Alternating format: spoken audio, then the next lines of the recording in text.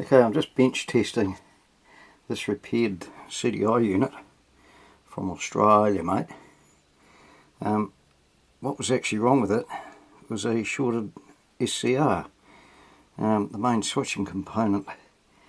Now, the only way that this can actually happen is a short circuit in the primary side of the ignition coil on the motorcycle itself.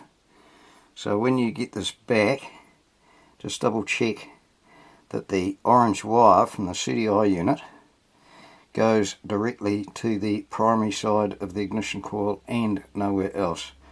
Some idiot may have tried in the past to put a suppressor cap across the coil. If so, remove it. This is the only thing this CDI unit will not tolerate, is a short circuit on the high voltage output to the ignition coil. Basically the SCR switches 550 volts from a fully charged up 1 microfarad capacitor and dumps it into the nominal 2 ohm primary resistance of the ignition coil, and this amounts to a pulse of, I don't know, well over 100 amps, and no SCR will tolerate that sort of behaviour for more than a couple of cycles before it just shorts out. And that's what's happened in this case. I'm not saying that it may have been a faulty unit or a faulty SCR. It does happen, but I'm inclined to think there's still a fault somewhere on that bike of yours.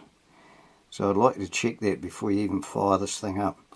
Follow the wiring harness. Physically follow the wiring harness from the primary of the ignition coil.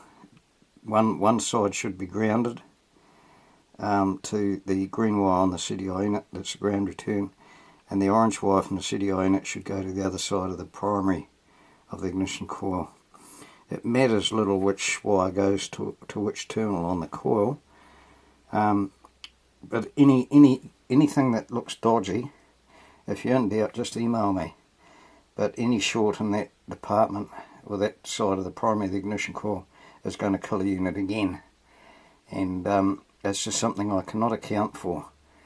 As I say, it's hundreds of amps going into that coil for, you know, that microsecond of a pulse, and you cannot protect for that errors in that department.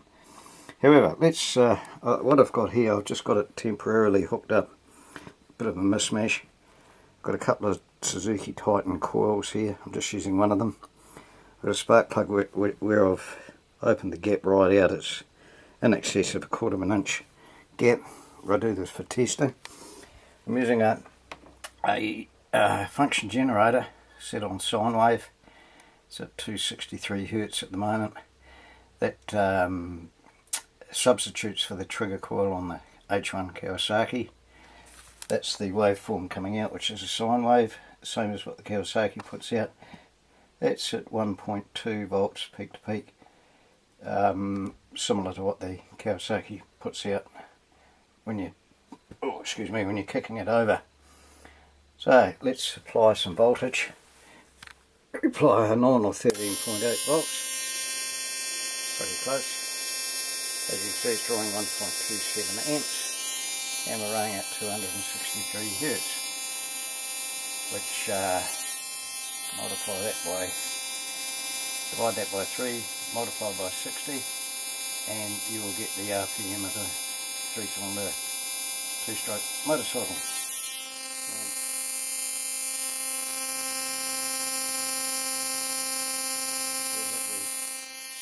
Spark happening. Let's up the RPMs.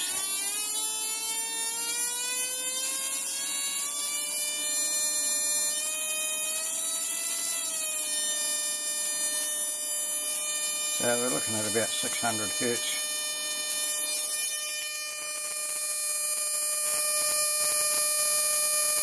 you can see, there's a bit of an ozone attack happening there.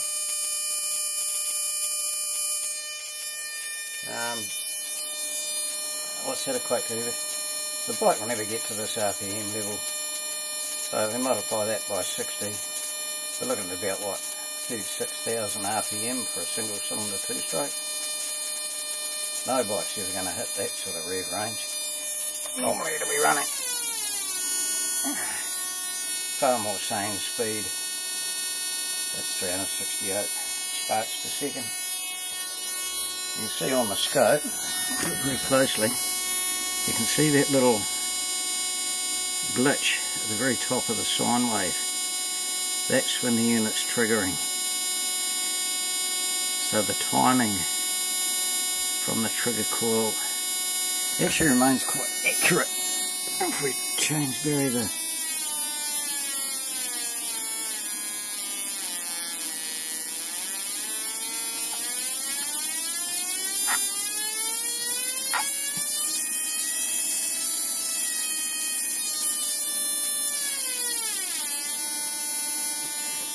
So there we have it. The unit's repaired, tested. I'll get this in for the mail either later today or tomorrow for you. But as I say, just double check that the wiring harness is what you think it is, and the wires go to where you think they do. Okay.